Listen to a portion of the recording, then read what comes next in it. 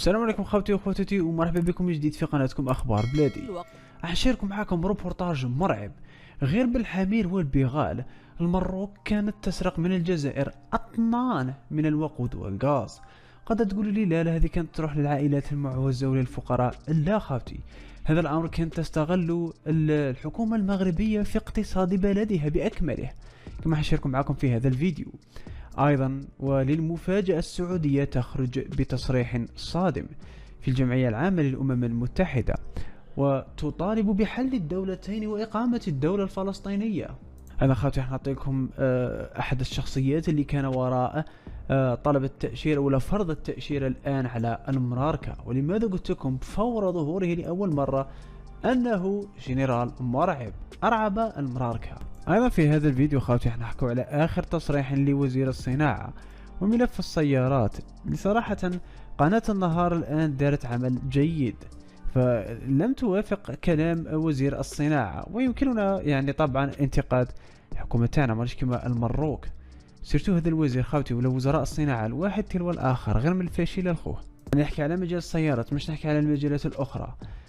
راح نوريكم تصريح مغضب لكامل الشعب الجزائري اللي ما عندوش 400 مليون والله ما راكب هالطوموبيل.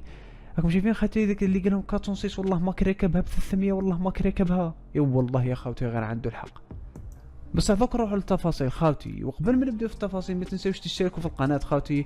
احنا نشاركوا معكم المواضيع بكل مصداقيه وموثوقيه وبالمصادر الثانيه. من الله يحفظكم ما تنساوش تشتركوا لنا في القناه، الاشتراك هو اهم شيء. خلينا نروح الأخبار.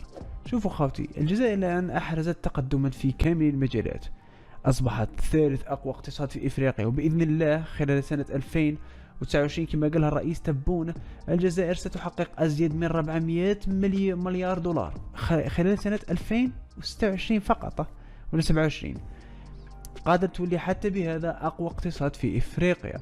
لكن رغم هذا ما زلنا نعاني من مشكل بسيط للغاية يمكن للحكومة الجزائرية حله هكذا بفرقعة إصبع كما سمعتوا خاوتي، هو ملف السيارات.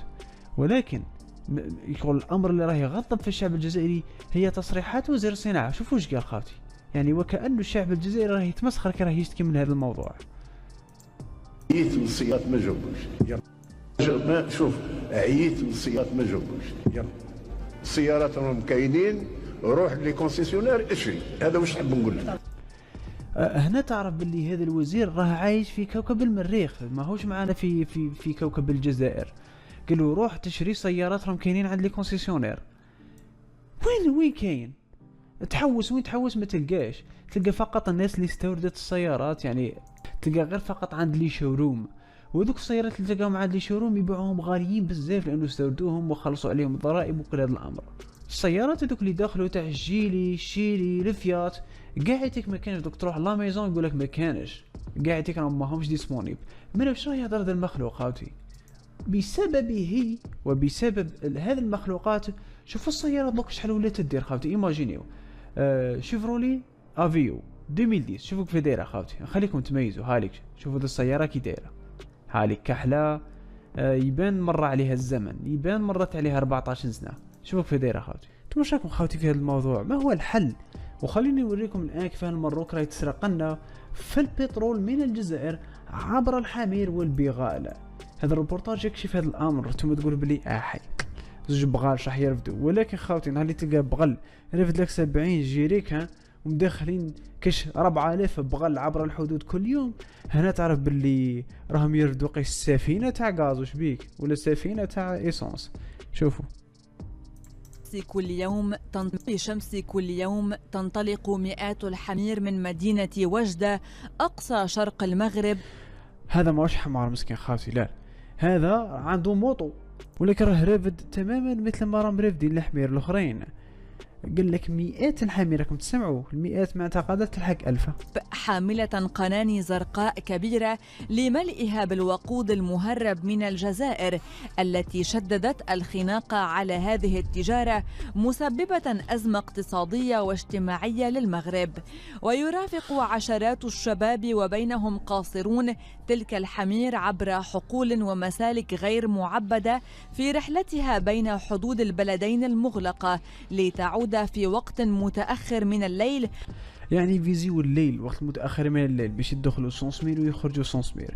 راكم سمعتوا كان حتى لي مينور يروحوا في الليل يتخباو هكذا باش يدخلوا يروحوا يجيبوا ليسونس ولا ويعاودوا يولوا للمروك، وسمعوا عليه راح يتم استخدامهم. طبعا انا من لومش هاد العباد خاوتي، لانه الدوله تاعهم ما وفرت لهم واش يديروا. لا غالب لقى فرصه لهيه في الجزائر يقدر يدخل هكا سونسمير ويدي ويعاود يولي. يدي مش معناتها يسرق، زعما هو كي يلحق هكا يشري على اساس انه جزائري، فما يعاود يروح يرجع للمروك. والقناني مملوءة بالوقود. نقص أو انقطاع هذا الوقود وتقارب ثمنه مع نظيره المغربي جعل أصحاب المزارع يشترون الوقود ب3 أضعاف ما كانوا يدفعونه في السابق، ما سيؤدي إلى ارتفاع كلفة الإنتاج الزراعي. يعني الآن بعدما قامت الجزائر بوقف استخدام أنبوب الغاز العابر من المروك، سمعتوا ايش قالت خاوتي؟ قالت أسعار الوقود ارتفعت 3 أضعاف. هذا الأمر كانت عنده تبعيات وخيمة على منطقة وجدة وعلى شرق المروك. علاه؟ لأنه كانوا يستخدموها في الزراعة، التراكتور، آلات الحصاد، كلهم كانوا يستخدموا الوقود. الآن ولا ما عندهمش وقود ولا غالي بزاف. هذا الأمر زاد رفع حتى من أسعار الغذاء. اسمعوا وش هتقول. كلفة الإنتاج الزراعي سيؤدي إلى ارتفاع كلفة الإنتاج الزراعي. هذاك السيد اللي كيكون مباشر يستعمل الوقود.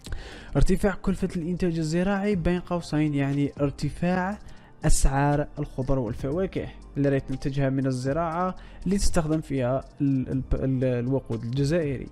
الآن إيماجيني خاوتي، الجزائر راح تزيد تتوقف عن تصدير الكهرباء إلى المروك في أكتوبر، يعني حقا راح يطيحوا في ورطة كبيرة. هذا أيضا كان دافع آخر من أجل أن تقوم الجزائر بفرض تأشيرة على المروك، لأنه هذو ما هوش المراركة الوحيدين اللي يدخلوا رغم أنهم أطفال مساكين كما راكم تشوفوا خاوتي، لكن على حسب الجرائد كان أكثر من 1,000,000 مروكي عايش بطريقة غير شرعية في الجزائر. فالحقيقة أنا على حسب شاني نظن هذيك 1,000,000 داخلين فيها اللي عايشين بطريقة شرعية وغير شرعية. الآن شوفوا ايش قالت جريدة العربية السعودية، قالت أكثر من 350,000 مغربي يعيشون في الجزائر بطريقة سرية، وعليه كان يجب على الجزائر فرض التأشيرة على دخول حاملي جوازات السفر المغربية، هكذا سيتم إرجاع كل هذه المراركة إلى بلدانهم. أيضا خاوتي كما كنت قلت لكم، من بين الشخصيات اللي كانت سببا في فرض هذه التأشيرة هو هذا الجنرال الجزائري أو العميد موسوي رشيد فتحي اللي جاء خلفا لمهنا. صراحة فور دخوله بوجهه البائس كما راكم تشوفوا هنا ديجا أظهر الرعب في نفوس الشعب المروكي، وكانوا عارفين بلا حجهم ضربة ولكن لم يتوقعوا هذه الضربة. طبعا خاوتي كل هذا من أجل مصلحة الجزائر والحفاظ على أمنها. فكما قلنا لكم المروك راهي تستغل ولا الصهاينة يستغلوا جوازات السفر المغربية للدخول إلى الجزائر. خلينا نحكي على ما الذي يحدث في الشرق الأوسط. السعودية تفاجئ الجميع وفجأة تطالب بحل الدولتين والاعتراف بفلسطين حسب ميثاق الأمم المتحدة 67.